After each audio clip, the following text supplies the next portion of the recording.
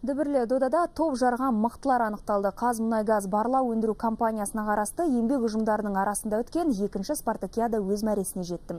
Байрақты сайыста өтпелі кубокты жаңа өзендік мұнайшылар иеленді.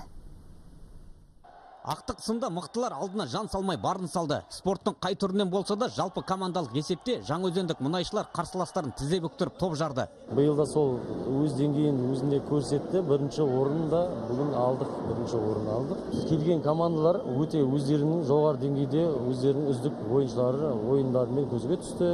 Қазмұнайгаз барлау өндіру компаниясына қарасты еңбек ұжымы салауатты өмір салтына ден қойғаны айқын көрінді. Өйткені 5 күндік додада спорттың 11 түрінен 400-ге жуық қара алтын өндірушілердің сайысы осының дәлелі. Мұнайшылардан құралған әуесқой спортшылар сайыста рекордтық көрсеткішке де қол жеткізді. Мәселен, Астанадан ат арытып келген Владимир Ефремов қазыларды тоғызқұмалақ ойнау шеберлігінен таң қалдырды.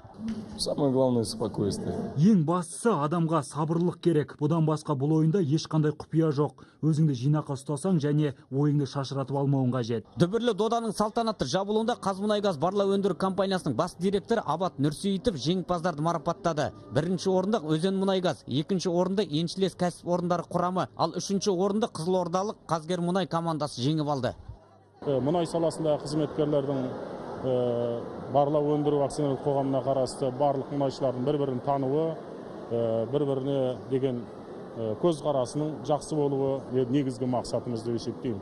Үшінші спартакиаданың жалауы келер жылы Атырау қаласында желбірейді. Басшылықтың шешімімен бұл сайыс алдағы уақытта Қазмұнайгаз барлау өндіру компаниясының еншілес мекемелері орналасқан аймақтарында өткізу жоспарлануда. Бақытжан Сатылханұлы, Саламат Бекбаев, Маңғыстау облысы 24 KZ.